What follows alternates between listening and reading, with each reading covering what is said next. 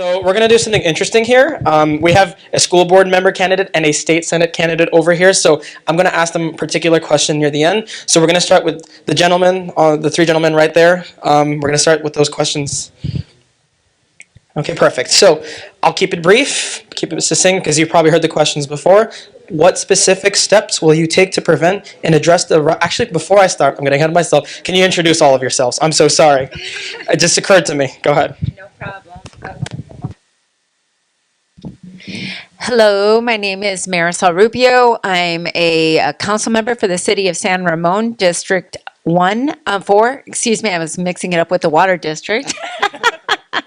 And then I'm also former water district director and vice president for the Dublin San Ramon Services Water District in District 1. And so I'm running for state senate. Thank you for having me. Assalamu alaikum. Thank you so much.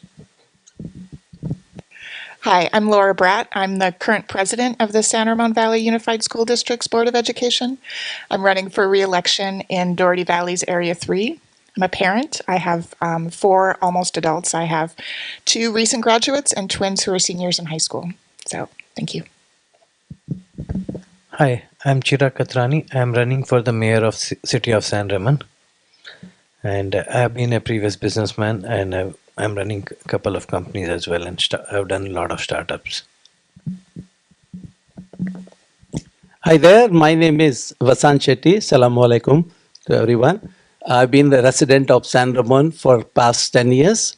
I'm serving on the Economic Development Committee of San Ramon, involved in multiple voluntary activities. So it's exciting time. So result will come another 10 days and we'll get some sleep. That is true. That is true. Good evening, everyone. I'm Vivek Mohan, running for Pleasanton Council District 4. Not a very obvious choice for the politicians, but I am here because I think stuff needs to be done and regular folks need to be involved. Father, husband, startup guy. I also ran big organizations.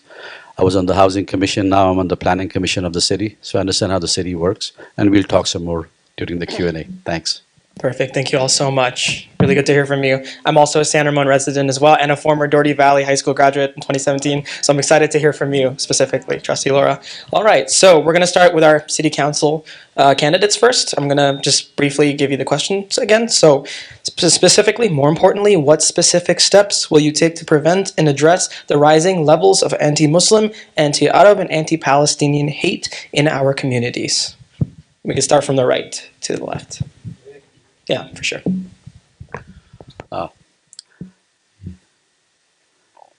The honeymoon period is over, huh? The tough question to start off.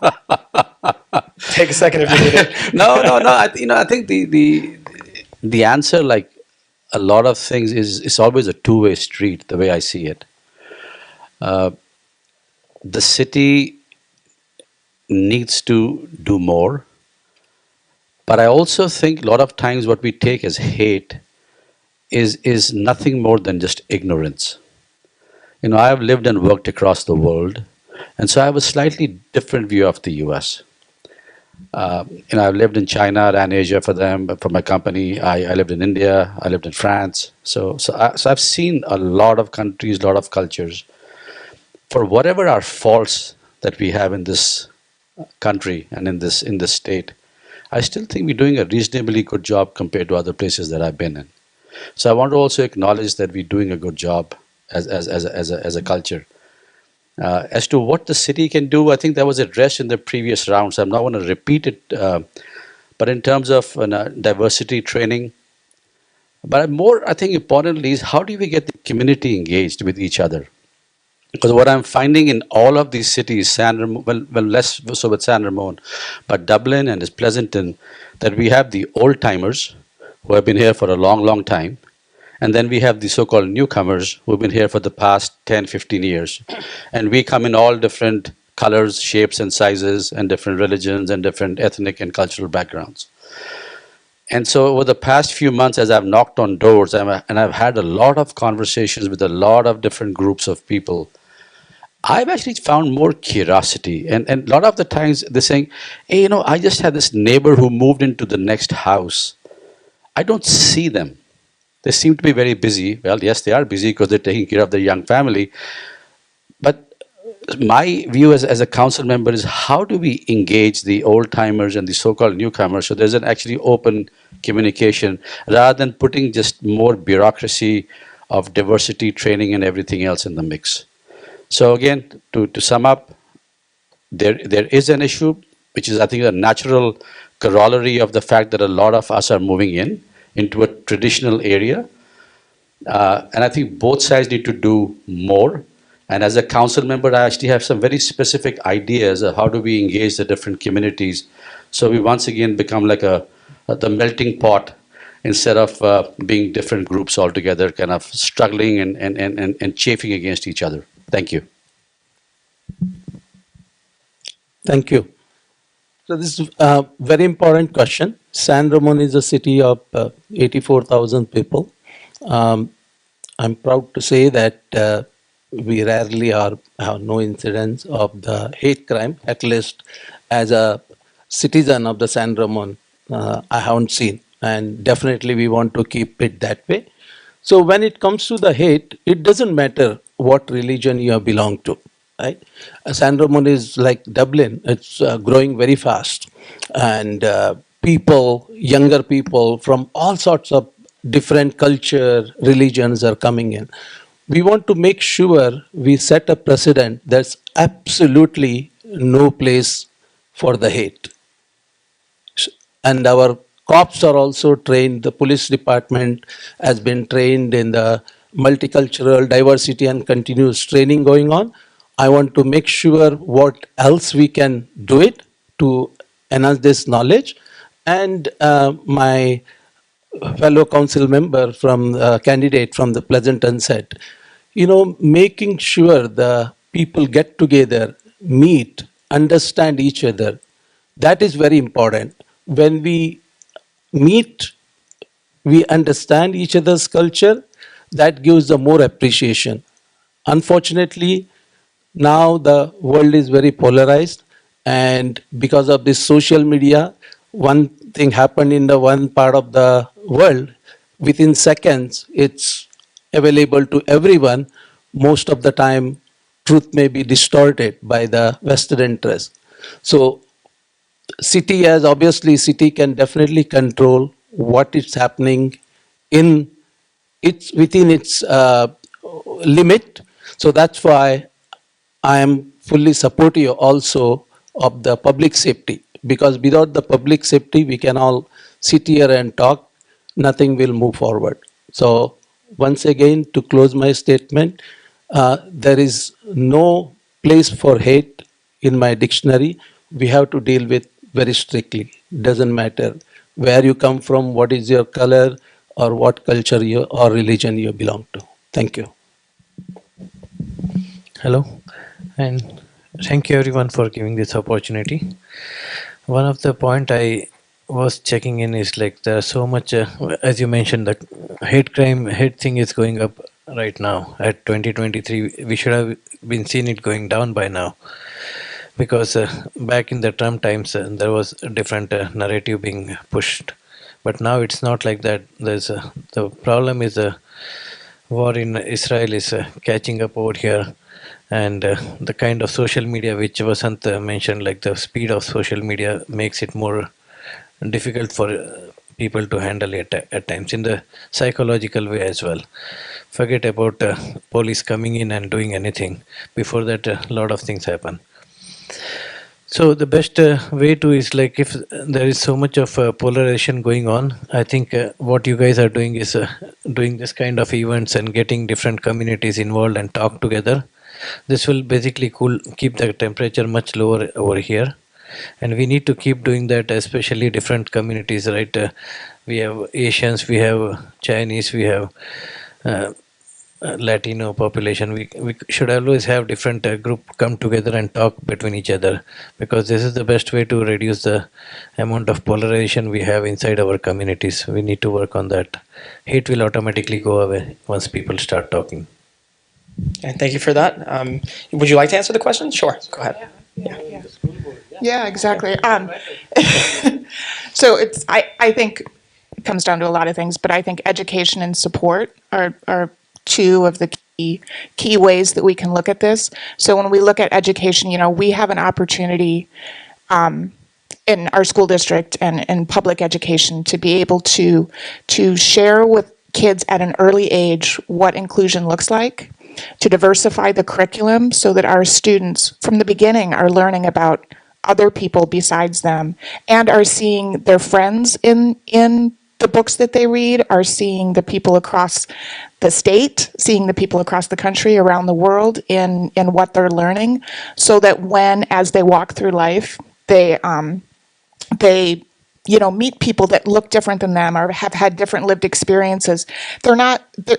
They want to learn more because that's kind of how they've learned. They've had that kind of discovery and inquisitive mindset in the education that they have. And I think allowing our students to see themselves and others will help them to, as they develop, to be able to better understand and embrace diversity and see the love in diversity rather than any kind of cultural fear that exists, whatever you want to call it, that in my opinion is ridiculous. But so there's that. And then I think support. So different time and place. I grew up in northern Wisconsin. I have two younger siblings. We're now all very old, but who are Black, and they were the only two minorities in this little rural town, this little one high school town that we went to. And I remember being in 4th, 5th grade and standing next to my sister and having hate being thrown at her in a way that scared me. I can't talk to her experience. I know her experience was awful, and I'm certainly, I can be an ally. I wasn't sitting in her shoes, but from my experience, I was confused. I didn't understand. And looking back at it, I questioned, where were the adults? Where were the adults when this hate was happening to the person that I love? And where were the skills? Where were my skills? I didn't have any skills. No one showed me at that age how to stand up for my sister who could not stand up for herself in the face of true hate, of horrible hate. And so that's what I want for our kids. I want our kids to not have to experience hate. And I want our kids to know how to be an ally and to be able to stand up for kids around them that just don't, whether it's the power dynamic or whatever it is, don't have the ability to be able to fight for themselves. It's not their fault. It's the world around them, right? And so that's part of that education and that support, really being able to help all of us to stand up against hate. So. Okay, so I agree. I think education and open discourse, even about difficult topics, I would say especially about difficult topics, is essential. And us as elected officials have to serve as facilitators of that discourse. And as someone in the crowd knows, we have to start acting more from a preventative approach rather than a reactive approach. Historically, all we do is respond after a hate crime has occurred. We have to be more proactive on that front. And we can do that by not only through our schools, as was mentioned, teaching our children early in life, about non-Western cultures. I think too often we focus on American history, but we don't teach them anything about what's happening in the rest of the world. And so we have to teach them that early on so they have a better understanding, and through reliable information. And as I just think that, we have to have zero tolerance when it happens, hate happens. We cannot just slap people in the hand and say, okay, go on your merry way and move on. No, we don't move on. We hold people accountable when hate crimes occur. And I think when I say facilitation of discourse, this is something that I've taken near and dear to my heart. I know I don't know if she wants me to mention her name, but I know that I reached out to one of your community leaders very personally, because I knew that in Contra Costa County, the Muslim community was not being represented there, and I wanted their voices heard in Contra Costa County. This was well before October 7th. And I had been paying attention to what was happening in Gaza already. And I thought it was, there was someone who wanted to talk about he's a Jewish leader and wanted to talk about what was happening in the region. And I only felt it was reasonable to make sure that we had a voice for the Muslim community there, for the Palestinian people as well, even before October 7th. So when I talk about prevention, that's what I'm talking about. We need to have these conversations before anything happens. That's how we avoid conflict. And so with that said, I guess like some of the things that I keep in the back of my mind is that fear festers in the absence of discourse. And our exceptionalism is defined not by how exclusive we are, but our ability to be inclusive and still be exceptional. For that. Appreciate that. So the next question, it's kind of going to apply on a local and on a state level, but for our city council members, can you commit to supporting ethical investment policies and divesting from companies that profit from more profiteering? And can you commit to echoing your community in supporting a ceasefire? And that is a question to all of you. Yeah. Yeah, I commit. I don't know where the investment currently is, so I couldn't comment on where the current status is because I'm not currently a council member. But where I've seen the finance, I haven't really looked at it in that angle. But I'll definitely look into that angle for now. At this moment, I don't know the answer. And promoting ceasefire is something I would definitely do because I'm a person who strongly is a supporter of peace, and Gandhi is my principle.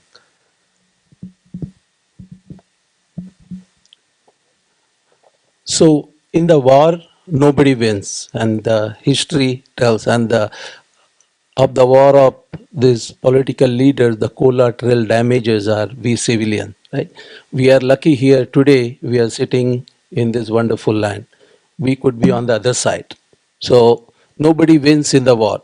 So am I supporting the ceasefire? Absolutely, because peace should be our first priority. Because without that, everybody can make the statement, all the big political leaders, nothing will happen, and people will continue to suffer there on the ground. So yes, absolutely, peace should exist. And at my limited capacity level, at the city council, whatever I can help, I'm willing to help. As far as the investment is concerned, I have no information about how much investment is done and how it works at the city level, because I'm not a sitting city council member. So I believe it will be incorrect on my part to make the statement without understanding. So, but any ethical city must be doing, because city survives on the taxpayers' dollars and taxpayers' support. So whatever the city council should be doing, absolutely it has to be ethical. Thank you. Yeah, this is a tough one for me personally, and I'll tell you why. For two reasons. The first reason is I actually normally have a very tough time just telling pontificating. I actually love to engage in a dialogue and understand what's going on rather than just telling you my point of view. The other one, and I want to be totally candid about this, right? So as a political candidate, what I've seen a lot of the folks do in the past when I've looked at TV shows and I've seen these political debates, you go to community 1 and you say, of course we support you. You go to community 2 and you say, of course we support you. And you go to community 3 and you say, of course we support you, right? And when community 1, 2 and 3 get together and you say, yeah, but when I said that, I didn't really mean that. I meant something else. That to me is politics at its worst, frankly, right? I actually think we need, as I said earlier, we need an open conversation rather than getting into our own boxes. If we are talking about the specific issue that is happening today, hell yes. Thousands of people are dying, man. That's just not acceptable. That's it. That's just not acceptable, right? At a city level, can we do much about it? Probably not. That's a international, that's a federal level issue that I'm sure CARE is involved at the federal level too about all this. But I can commit to an open conversation, and it also goes back to the previous point that without any fear of retaliation, without any fear of hate, without any fear of someone coming against us, no matter what we are. That is something I can promise all of us. Because again, the reason I got into politics 4 years ago, after a lifetime of staying away and not caring about it, is I have 2 kids, 2 wonderful, amazing young adult kids who made my and my wife's life magical. I want to make sure their world is better. And we have a good world. I want to make sure their world is better. And actually, I learn from my kids. And my kids actually have taught me a lot about the current situation, for example, in the Middle East. I had a point of view. And I'll tell you, my daughter and my son, man, they opened my eyes to some points that I did not know before. So again, in closing, I can commit to an open, honest conversation, not political speak. Thank you. You could pass the mic down if you'd like. Yeah, thank you. You'll be answering on the school board level, and of course, Marisol, you'll be answering on a legislative level. Thank you. So the geopolitics in that region are incredibly complex. I believe that they're a lot more complex than most American citizens realize. We need to do what we can to ensure a ceasefire. I think that it's just not okay. The amount of death and pain is awful and horrible and ridiculous. As a school board member, I tried to look at every issue through the lens of a student's experience, our students' experience in our district. And I know that there are students that have friends and family in Gaza. There are students that have friends and family in Israel, and they're all hurting and they're all scared. And because of this, I think they sometimes and truthfully feel like and authentically feel like they're actually there. And so how do we, as a school district, how do we support them? How do we protect their mental health? How do we ensure that they feel safe and that they're not worried for themselves about possible retaliation and hate that might happen in the heat of an Americanized view of what's happening in Gaza and in Israel and in the West Bank and in Iran and in Lebanon? It's in the whole region, right? It's so complex. And so making sure that we're providing spaces, affinity group spaces for our students to be able to come together and talk authentically with each other about how they're feeling, provide supports for them, provide mechanisms for them to talk about it and to help to create a better understanding of what someone who's experiencing it differently feels and is experiencing, so that we can, as a school district and as students that sit side by side in the classroom, can see the other person as an individual and not as someone that's fighting in Israel and Gaza.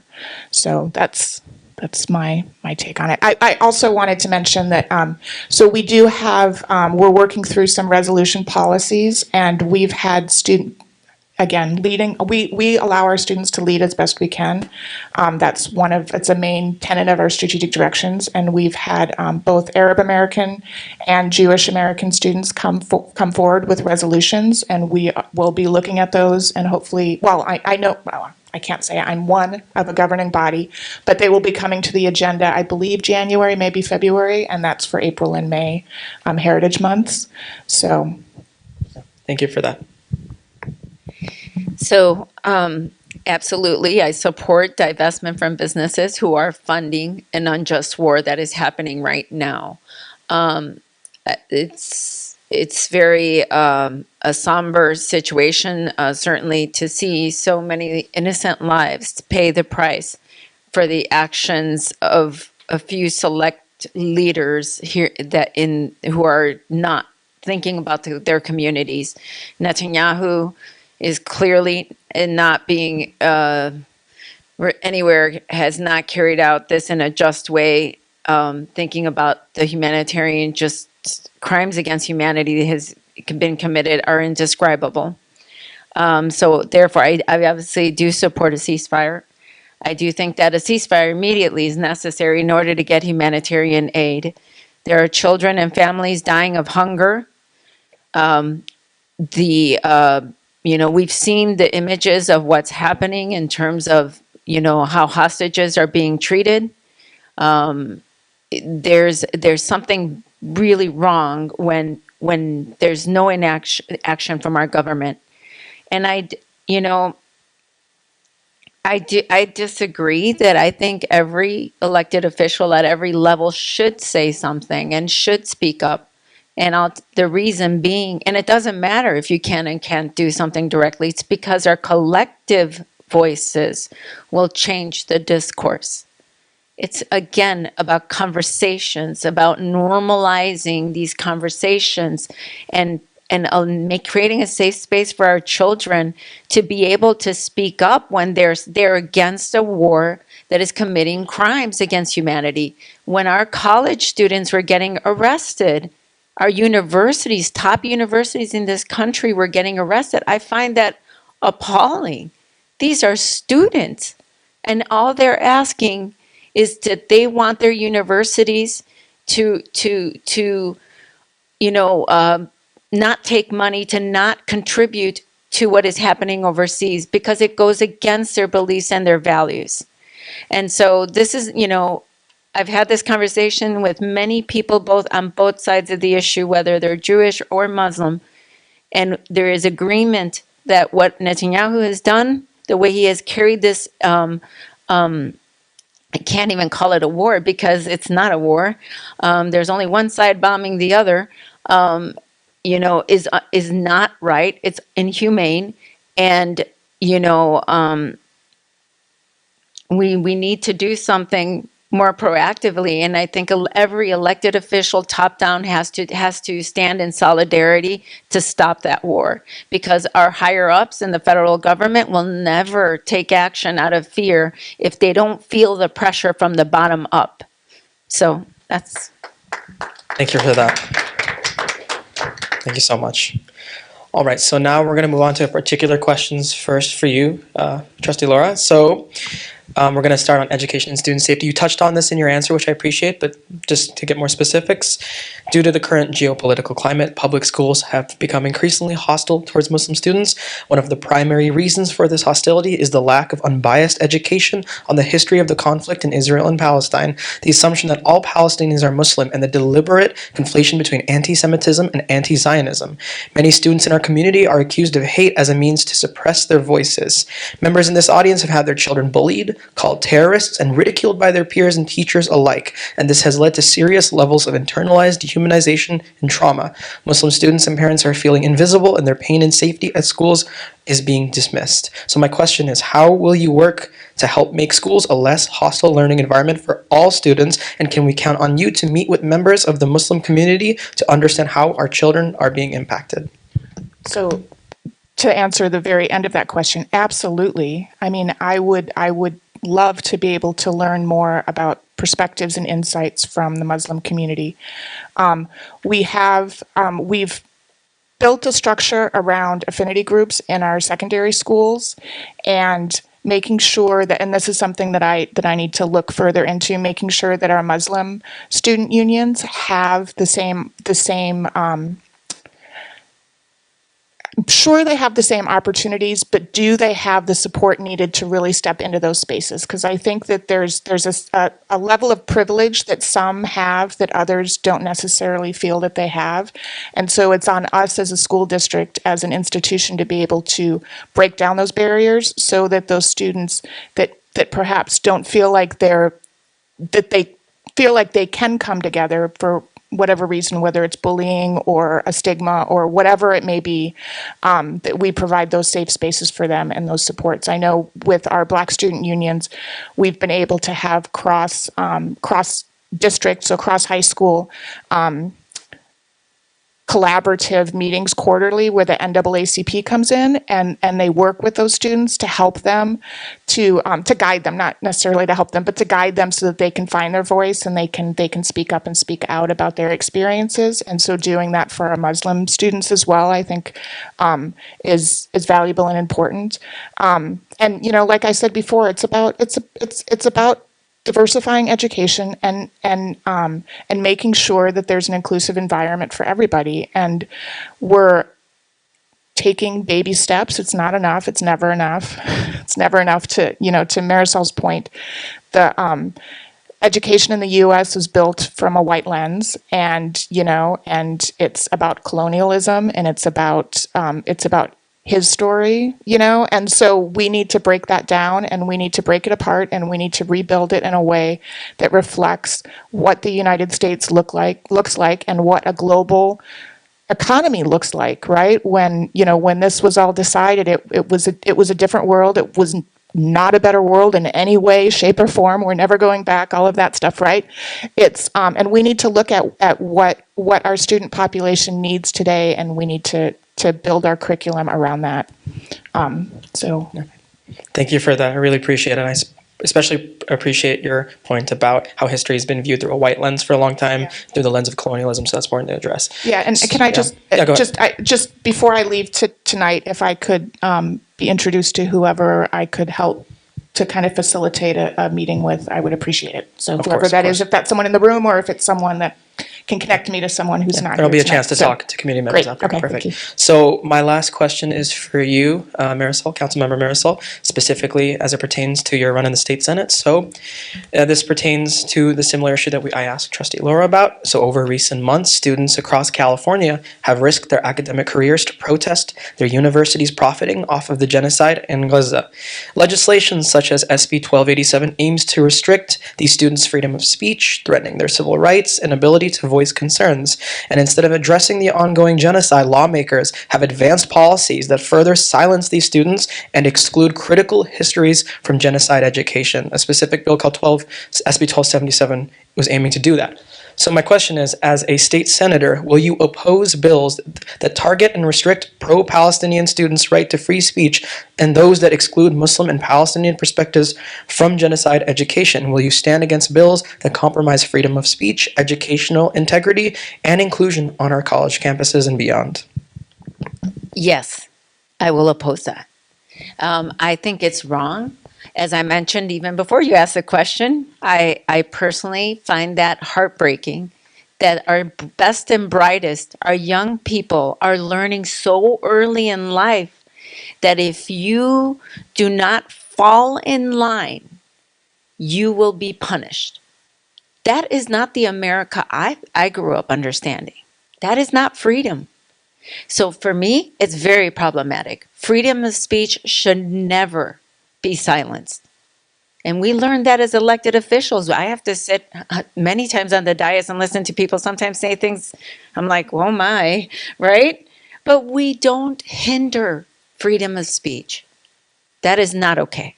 So you have, absolutely, I would oppose that. Thank you so much for that. So what we'll do now, since we're kind of approaching a closing, we'll open it up to some questions from the audience for about 5 minutes, and then we'll close. Yeah, go ahead.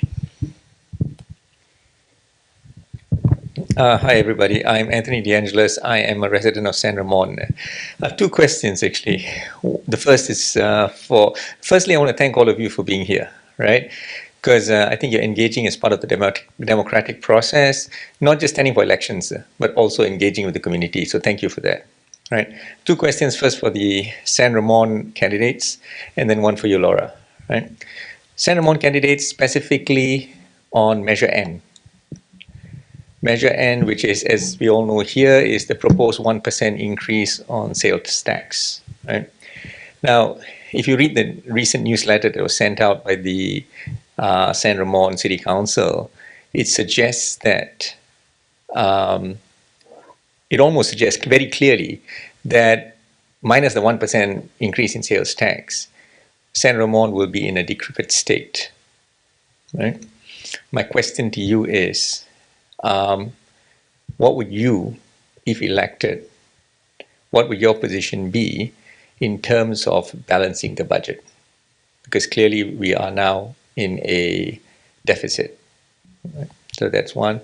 Laura, for you, thank you for your response earlier. Maybe a slight, you didn't address it really, I mean, maybe very directly, but on mental health.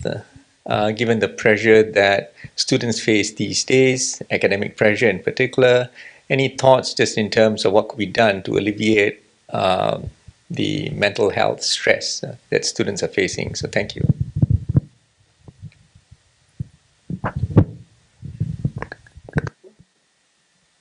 Yeah. So, as I mentioned, put a blog day before yesterday, where I mentioned this newsletter as a blackmail to the residents, frankly, because I think the way it is written is like you cut the fountain time. How much are you going to save from the $17 million that deficit you have? And I also highlighted the previous council, the way those projects were approved. The bunch of projects were extremely like outrageous, if I would say that. And if I would have been a council member back then, I wouldn't have approved those projects. I would have been a dissent. So, and I also mentioned one basic trend. I'm an outsider, so I look at the whole council as an outsider. Then I see one trend is like there's always everything is last 2 years. Every council is approved everything in 500, like which is unanimous. So my question is, how come everything is unanimous? There should be some different voice. And that's why I was thinking like we should have somebody who would have questioned all these expenses back in the council. That may be the reason all these unanimous decisions are making us in deficit. So if it doesn't pass, I would pass or doesn't pass, I'll basically put a freeze on a lot of the spending. I'll bring up all those questions on questionable spending that we found out and bring it on the agenda to be spoken out. This will probably reduce, create a lot of safety net. A lot of the cost cutting will happen right away. Thank you. Just to give the context, because I'm assuming all of you are not from the San Ramon necessarily. So what the gentleman talking about measure N is, there is a proposal in the ballot to increase the San Ramon sales tax by 1%. Currently it's 8.25, and if the people vote on this proposal and it wins by 50% majority, 51, then sales tax will become a 9.25%. So that's a background, just so that when I answer the question, you have that background. Now, San Ramon has a budget deficit of 17.6 million this year. And as you know, Anthony, the budget has to be balanced at the end of the year, right? So city cannot go and steal from somewhere. Either they borrow or figure it out to raise their revenue. So the city has cut multiple services, including freezing all the opening position. Libraries are closed on Mondays now, and maintenance of parks, etc., reduced to some extent, plus so on. Now, how we fix this? So it's with the citizens now. If it's voted, we have a little bit extra revenue. Now the question comes, assuming this is passed, do we remove all these cuts what we had immediately? My answer is no. We have to hard look at the expenses, what we are doing it, and we release this cut, lift this cut case by case basis by discussing it thoroughly and by getting the public opinion. So, but I also tell you that if this measure don't pass, then obviously what is the other choice? To cut more services, right? So city, at the end of the day, it has to balance the budget. Now, if you see my priorities, one of my priorities are economic development. The fact is that how we got into this situation, this budget deficit or revenue deficit of 17 million did not happen overnight. Right? It's a structural deficit because expenses goes every year, and if your revenue is not increasing, then ultimately it's going to hit you. Now, the fact is that after the COVID, small businesses and the medium business did not really bounce back. I'm not saying they did not grow, they did grow, but did not bounce back. So we have to figure it out to get the more business in San Ramon so that we get more revenue. So the brother was talking like he has a gym. I want to welcome him if we want to open the branch. I will personally introduce you to the city, and we have a lot of empty spaces in the Bishop branch. So the executive team promised that they are ready to cut the good deal. So please think about opening businesses in San Ramon. And if you see my badge, I'm wearing this. This is Love San Ramon. What is this? It's we kicked off the event a couple of weeks back. Discover San Ramon, meaning you live, work, and dine in San Ramon, so that you don't have to travel for your work. When you go for dining, consider San Ramon first. Of course, you want different tastes, but consider San Ramon first, and living together. And the city is working towards that, and that's why I got excited to run for this, because San Ramon is at crossroad right now with the budget deficit and whatever the else rapid growth of housing, etc., going on. So we need a fresh perspective. We need to sit and talk through it, and that's why, like my colleague mentioned here, I'm not a career politician, neither I have ambition to become a career politician, but we must get involved, and charity begins at home. So city is our home. So unless we get involved, nothing can be done. We cannot sit and complain. So yes, I will have a hard look at all the open contracts. I will make sure whatever the cut happened that do not get blankly lifted, and we are back to normal. I'm going to question the thing, and then only I'm going to vote. Thank you. And could you pass the mic to Councilmember Rubio? Thank you. So just knowing the importance of Measure N, I think it's very important to make sure, I feel the responsibilities of current city council member to really make sure that you have accurate information all around on this. First and foremost, the deficit that the city of San Ramon has been a rolling deficit that's been happening for 5 years. But because we were in COVID, I was not on the council at this time, but imagine trying to raise taxes when people had COVID. And that would have been a nightmare for people. It would not have worked. Fortunately, we did have ARPA money. ARPA money was able to help them stay solvent, help the city stay solvent. Now, what's happened since, so this has been 5 years of building up a deficit, but the deficit isn't happening because the city's mismanaging money. We have the projects that we funded have been funded by bonds and dedicated funds for all affordable housing. And we have AAA rating in San Ramon, which means we get the best rating credit that you can get out there. So, and that's partly because we have the highest reserves in San Ramon of any city in the area, 36% reserves. That means if we go down, we have a lot to fall back on. The other thing is that, sorry, okay, so my fellow friends earlier wanted to throw San Ramon in about the taxes. I'm sorry. All right, I'm going to call Pleasanton and Dublin. Too bad they're gone, because their taxes are at 10.25%. You know what San Ramon's is? 8.75. And we've never raised taxes, ever. 40 years incorporated. This is the first time we're asking for taxes, a 1% tax. And it's actually funded by residents in San Ramon. It's being supported. This initiative is being supported by the actual residents' leadership in our San Ramon city. So, and with 86,000 residents, just over 86,000. Imagine we're operating with a far less smaller budget than both of the Pleasanton, Dublin, all of the Tri-Valley cities. Then we also lose money with the annexation of the Doherty Valley area with the county. We're losing about 1.5 million every year on that. And then compound that with Bishop Branch, the sales that happen there, we're only getting a fraction of that sales tax, about 10%.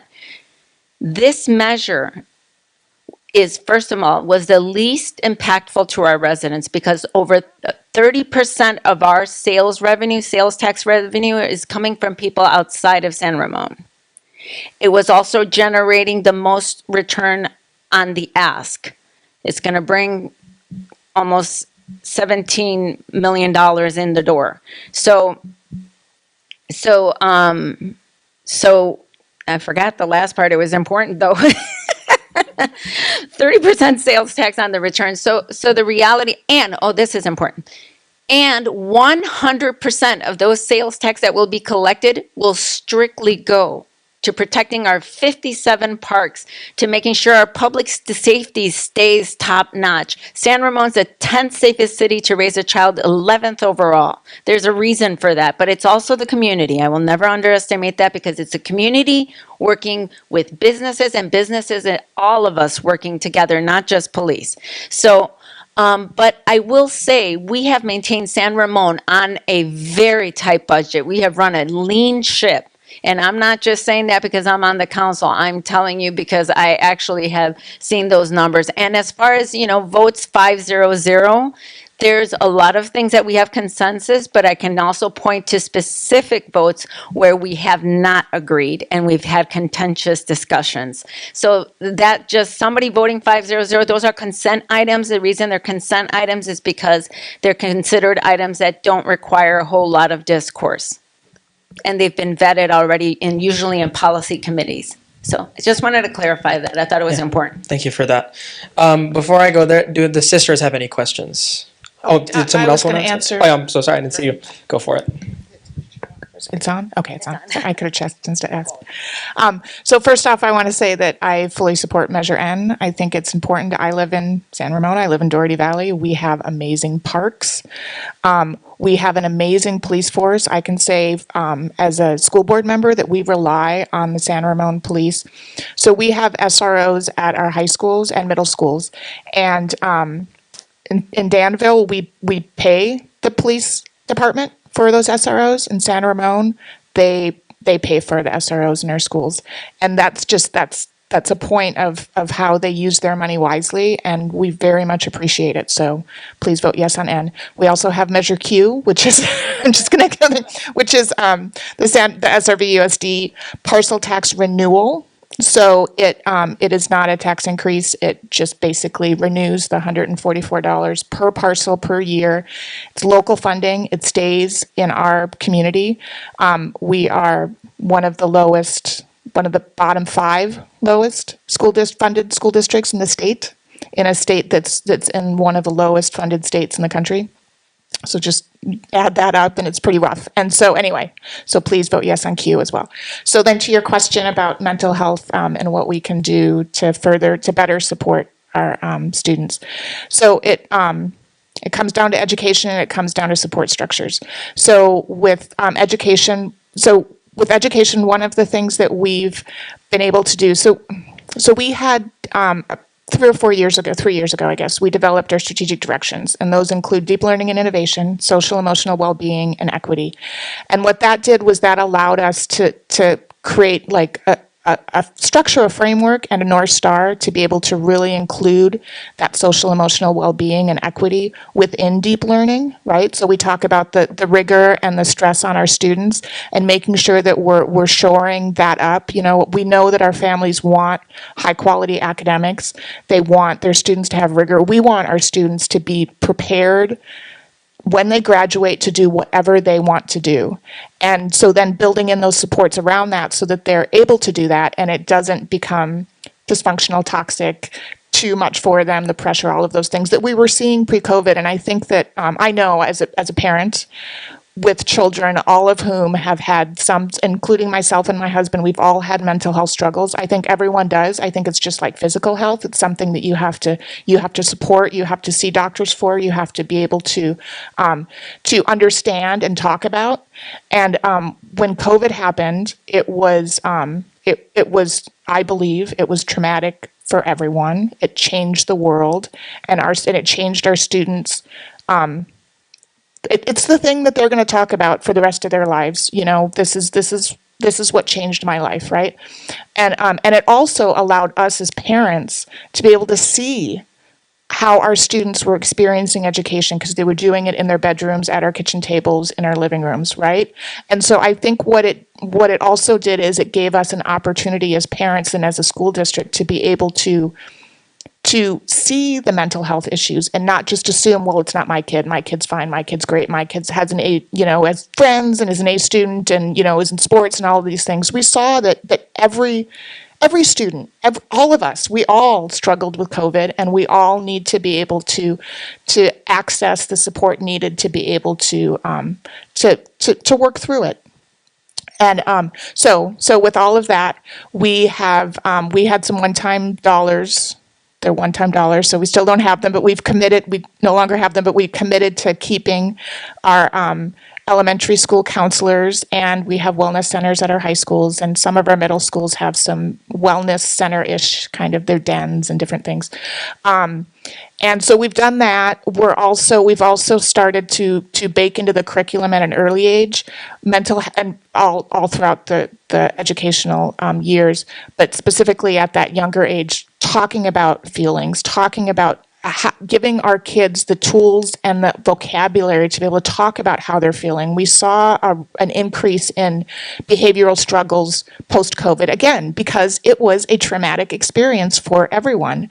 And so, of course, our kids are going to react, and that's their kids, and that's what they should be able to do. And so how do we help them navigate that and talk about it and then provide them the support that they need so that they can get help and can learn and can grow and can be better advocates for their own mental health, and we as families can be advocates. So there's all of that. And then one of the other things that we're doing in terms of the pressures of school academics, and Doherty Valley is the hardest hit, I think, for a variety of reasons, and we want our kids to be able to be the best students they can be and to be able to get into whatever college they choose to get into. I think that in these last couple of decades, I'm going to go back a little bit, school education has become transactional. I know this is kind of an intense philosophical concept, but I work at UC Berkeley. I'm a staff member there, and I've raised my kids, and now I have 2 that have graduated and 2 that are seniors, and we think of education as, my generation of parents, we thought of education and we framed it as, okay, I need to make sure my kid gets into the best high school. I need to teach them to talk before they're 2. I need to give them, the sign language, baby sign language stuff, and then I need to get them into the best preschool, and then I need to make sure that the school that they're in, elementary school, the best school district. I moved here because of the school district.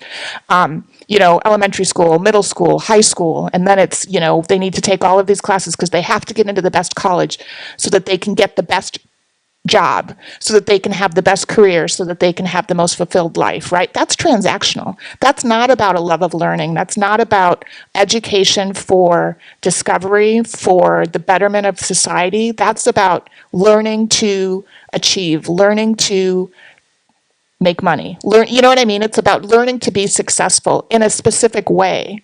So why not reframe it and think about, well, what does success really look like for you as an individual? Not what the world is telling us, what the US is telling us, what society is telling us, but what it looks like for you. Because we know that adults who are in the trades, adults who are fulfilled with what they're doing, they're the most successful. They're the happiest. They're a carpenter or a construction worker is going to make a high salary as well as a person that has a PhD, right? It's about the love of what they're doing, the fulfillment. And maybe it's not even that. Maybe it's about how does their job allow them to have the best life they can have with their family, or, whatever that experience is, right? It's an individual choice. It's an individual experience. And so how do we, pulling back from that big idea, how do we as a school district provide opportunities and pathways for our students to be able to see themselves as lifelong learners and to be able to spark passion and interest in what they're learning, so that it's not about getting the A, but it's about the love of what they're learning, and it's about being excited about what they're learning about, so that then they can change the world with that education and that mindset, right? As opposed to just that transactional getting me from point A to point B to get me to point C to right, being 80 and looking back at life and saying, well, that wasn't really what I wanted to do, but it was what I was, but society told me was in my best interest because I was really good at math or whatever. So anyway, so I think that's a key part of it. And then when we think about just today, we just have to make sure that our kids know that we create support structures for them and they feel okay engaging with it, that they understand that it's okay for them to go to the wellness center, that it's okay for them to talk about the fact that they're sad, or that they, whatever those feelings are, right? And I see in my own kids, I see that worry about talking about it, and how, and as a parent, I do the best I can, but it's still the culture tells our kids, especially our boys, we can't, we shouldn't talk about it, but we need to teach them to talk about it. I'm going on and on, so I'll stop. And I was just going to add something. So we all have to work together at every level, as you know. And I just want to add two really quick things about Measure N. It sunsets after 10 years, and there's going to be an oversight committee. So it's not going to. Somebody's going to be every year. They're going to be checking in. So, but on what was being said about mental health services, the two biggest contributors are a shortage of mental health providers, and schools not being sorely underfunded to have all the support services that they need. I know that firsthand, having raised a child with, she's sitting right here, and with her UC Davis sweater, and she's actually, double majoring in psychology and Spanish, but so she's going to contribute to the workforce. That's a good thing. But what I can say is that I can't tell you how many times they denied her what legally she was should have been afforded because they were understaffed. And so unless you have deep pockets to call in a lawyer and come and sue the the school district, which is bad for the district, it's not going to happen. So we really need to lean on especially the federal government, who provides a great deal of funding for like these kind of special sort of resources. But sadly, only 3% of the federal budget actually goes to these types of initiatives in schools. We need to up that by a lot. But also the state can provide more support, not only with funding, but also making sure that we're incentivizing young people who do go to college to pursue these fields, to go into the healthcare field, the psychology field, and become mental health workers out there. So, yeah. All right, thank you so much for that. We have time for one more question, but I want to ask if the sisters had a question. Go for it. First of all, thank you for. I'll give you the mic. Thank you for your support of the ceasefire. I have two things. One, what do you see as possible future measures to make San Ramon more green? And then one from the school system. I raised 4 children, and one is still in school, but they're homeschooled. And Venture, like my eldest went to Venture, but then Venture became a lot more restrictive, and so those school dollars are going to other schools. So is there something you guys could do to make, Venture more of a possibility? There's a lot of homeschoolers under the SRV USD school district. Thank you. Let's keep our answers succinct, by the way. Yeah, Thank you. I'm sorry. I appreciate it. No. Thank you for everything you're sharing. Unfortunately, really appreciate it. all I have to say is funding. It's just there aren't as many students in the Venture program relative to the other comprehensive school sites, and so it comes down to funding. We've had to in the last year we made 10 million in cuts, and now we're looking at 16, and if Measure Q doesn't pass, then 23 million in cuts, and so we actually shifted the model for Venture. So during COVID, we were able to provide hybrid and then back to in-person and then fully remote. And then we kept that in 21, 22, and 22, 23, it shifted a little bit. And then this last year, we had to really cut back where now those students, they come in, I think they have to come in on site. It's not as asynchronous as it used to be in many ways. So it comes down to funding. I would love to talk to you and learn more about your specific experience as a homeschool parent, to kind of see where the gaps are and how we can kind of shore that up. So yeah, because I have questions for you. So okay. Yeah. Thank you for that. Does anybody else wants to answer? Yeah. Green measures, anything more green city? Well, my background is from environmental side. So I was helping few kids who were sitting in protest around city of San Ramon for around 25 weeks. I helped them come in the city council meeting. And that's where my journey to the leadership came in. So they used to come and talk in the city council meetings to just listen that this is not an agenda item. So in the past 2 years, the only thing that was failed was the climate action plan, but it came back again and it got cleared. First time it never came on the agenda item. It took more than 2 years or 2 or 3 years to come in the agenda item. Until then, all those students were lost. And one of those students actually posted on next door yesterday, like, look at the debate and look at Chirag, he's leading. He was the person who used to bring us in the city council meeting. So that was such a great experience as well. But I want to also cover a couple of points about the Measure N as well, which Anthony had brought up, and what we are seeing the kind of funding that is coming into Measure N. So $134,000 have come into the funding for Measure N, yes, for Measure N. And out of that, 81% of the money is coming from the construction companies. So, like, who is benefiting out of this Measure N? Because that's pretty clear. I wouldn't say, I think the number speaks for itself.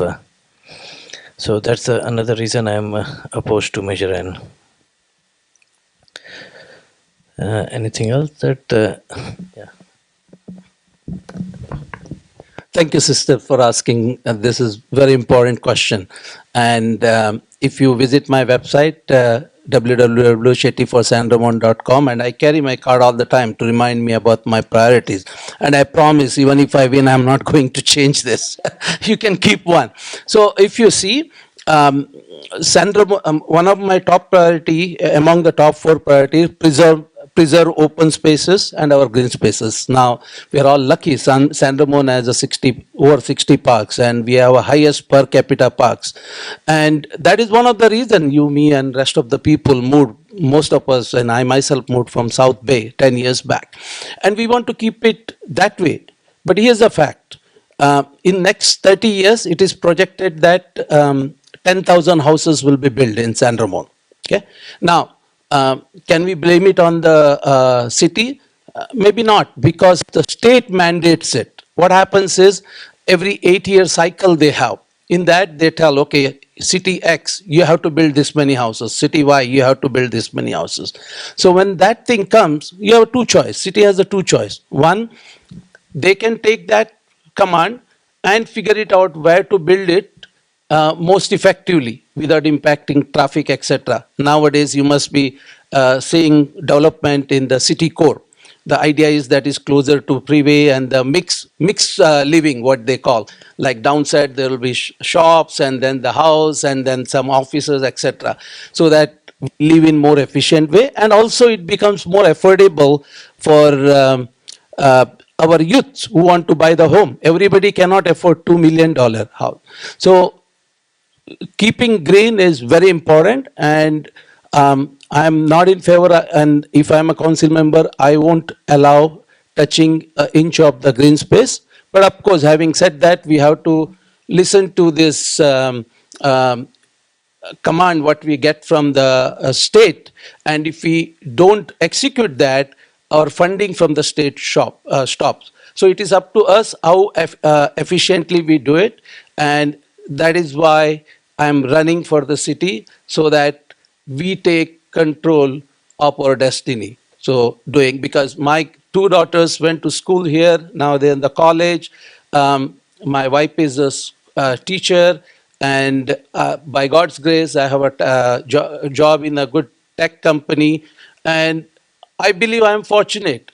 But we owe to our future generation, whatever the decision we make today, your kids, my daughters and their kids, they will be facing the consequences of it, not you and me. So in every decision I make, I'll keep this in mind. Thank you again.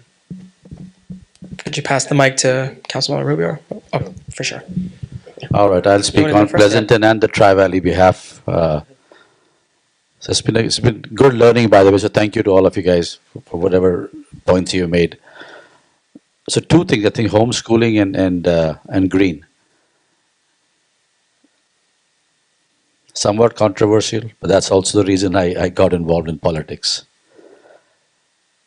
California is the richest state of the richest country in the world, with some of the highest tax rates in the country. Every time I turn to a government, everyone says they don't have money. It's like, me raising my hand and telling my boss, I want 20% pay raise. Why? Because I've spent it all. I did not realize I was overspending. Of course, I had some good reasons to spend it, but I have spent the money. That is not the reason why we ask for money. There is a law, if we benchmark ourselves against other states, even cities outside of the Bay Area, we can look at a lot of productivity improvements. I'm not talking about firing people. I'm talking about just productivity improvement, which also makes the citizens' lives better. Pleasanton, for example, as opposed to San Ramon or Dublin, has this reputation of being non-business friendly. Like people, friends of mine who tried to open up a business in Pleasanton, said it takes them like 8 months to a year just to get the permits. In Livermore, it takes them like 3 months. So guess what? People and money and everything goes where they are welcome. Come back to the schooling part. I think this is, I think, where we will all benefit from an open conversation. There absolutely is a need for fulfillment and happiness for you, me, our kids, right? As parents, we try to do that. But there is also a need to push the kids for achieving. And I find that in a lot of cases, whether due to cultural reasons, because of what is being taught in the schools, a lot of parents now are starting to say maybe homeschooling is the way to go. In Pleasanton, the school enrollment is declining. And when I talk to a lot of folks, it is not just the population decline, it is also parents are not very comfortable sending the kids to public systems anymore. And that's a shame, because we do have an amazing public school system. But I think the schools, just like the cities, will be better served if we focus on our core mandates rather than trying to be everything to everyone. I also say the schools have a problem because they are trying to fulfill the need for what parents should be doing. It is your and my job to have fulfilled, happy kids, to teach them, to coach them, to spend time with them, to give them the values. Maybe sometimes we actually abdicate that to the school and the school teachers. Some of us do that. That's not fair on our part as parents. So I think if all of us start thinking of what our core mandates are and let other people do their roles, I think the system will get a lot easier, and it would also become probably more productive and less costly for us. So this again is my personal, very slightly controversial view, but I do want to share that. That's the reason I've raised my hand, because here's what I've learned, that if you do not spend wisely, and I have friends who are almost billionaires and they were bankrupt in a few years because they did not know how to spend wisely. And we all know the school teachers and these, the proverbial janitor in the school who, when they died, turns out they had 10 or 20, 50 properties sitting there which no one knew about because they knew how to spend wisely, right? And save wisely. Now come back to the green part. I think even here the conversation happens about parks. I'm not going to talk. I'm going to talk more a little bit at a slightly different level of green, which is a green economy. I find these two separate conversations going on. There's a part of us groups which says green is good for us, right? Absolutely, yes, it is. And then there's this so-called capitalist pigs who say, man, green is money for us. You know what? Both are right. The green economy is the biggest opportunity we have for wealth generation, for giving our kids good paying jobs and fulfilling roles, but only if we take it up well. So as one of my proposals, actually I do have it as that Pleasanton and the Tri-Valley, because I do not think of Pleasanton alone, by the way. I think Pleasanton cannot survive and thrive without thinking of the Tri-Valley and the bigger area, and vice versa. Because we can either fight and bankrupt each other by, trying to, get be competitive, or we can work together. But as an innovation hub for the green economy, I think this is the right place to be, because we are the gateway to the Central Valley. The innovation can be here, the manufacturing can be in the Central Valley. Good, well-paying jobs will be here for us, for our kids, and your and my kids will hopefully then say we want to come back to the Tri-Valley instead of going somewhere else. That's my 2 cents. Thank you.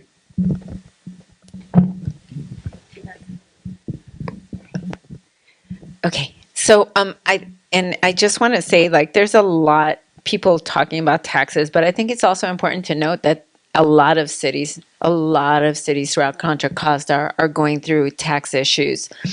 And a lot of that has to do with the very same things you're probably experiencing at home, which is increasing cost of your utilities, increases in your insurance costs, increase in cost of operations and materials and goods, increases in gas. All of those things, every single municipality is feeling it and experiencing it. So there's no difference in that regard. And I think that when talking about the green issues, Chirag actually was with me in part of it, I worked with their Sustainable San Ramon, right? To work to establish a climate action task force. And it was the first one we ever had in San Ramon. And I really had to fight for that. As you recall, it was a battle to get that to come through. And it's the first one that we've ever had in San Ramon. It brought to the table all different stakeholders. We even have a youth individual in there. We have a nonprofit. We have people from the energy sector, an educator, because education is part of it. We want to educate that next generation on how they can be responsible citizens in their own capacity. So this committee of 8 or so people are basically meeting to not only update our climate action plan that had not been updated since 2011, but also chartering a prospective sustainability advisory committee. And hopefully with the new council members coming in, we'll have a chance to make that actually follow through all the way. And San Ramon, like Lafayette, that's had it for over 20 years, has had a climate committee working on things to map out for how the city can be sustainable and resilient. As you know, we expect to have more extreme climate events. The city has to be prepared to respond to that. We're not there yet. So as you saw, we had floods that happened, right? So, the other thing that I remember, I know Laura was there with me when I brought up electric buses. At first, I remember one of our members, I shall remain nameless, not Laura, but someone else who was like, oh, that's going to cost us too much money. And then I asked him, I was like, really? I said, I know it may cost more money up front, but how much does the gas cost you? And then they just stated on there, I don't know. Well, then how do you know it's actually going to cost us more? So now, though, they have made the agreement and now that they're moving forward with electric buses. I also made sure to increase workforce inclusionary affordable housing in San Ramon. We just bumped it up from 10% to 20%. So, and that's important. And also increasing mixed infill use. That's important for many reasons. We want to create cities that are more walkable, more bikeable, both for health benefits and environmental reasons, and by reducing traffic and commute times. And also smaller, diversifying the number, the type of housing affordable. We want young people, young families to get into home ownership sooner than later. Because a lifetime of renting, the only thing you're doing is getting into debt. You're not, these kids are not having, carving out a strong future retirement for themselves. And then as an electric car owner, I can tell you, I'm very frustrated. We need more charge points. We have a lot of electric cars in San Ramon. We need more charge points. And then holding the urban limit line, that sunsets. Most people don't realize that. It's through the county, it sunsets, and we have to keep renewing that and making sure that it stays, because that's what's actually protecting our open spaces. So that's it. All right, perfect. Thank you so much. And with that, that concludes our candidates forum. If you have any more questions for the candidates, they'll be here a little longer. Maghrib is at 6:20, I believe, if I'm not mistaken. And however long y'all have to come and say hi to community members, that would be great. You can say hi out in the front or over here. But prayer will be like around 6:20 to 6:30. So people take generally 10 minutes. But yeah, thank you everybody for coming. We really appreciate all of your input. Yeah, thank you. And thank you to all of our candidates who came here today and were gracious enough to give us their time and their words and their wisdom. Thank you so much.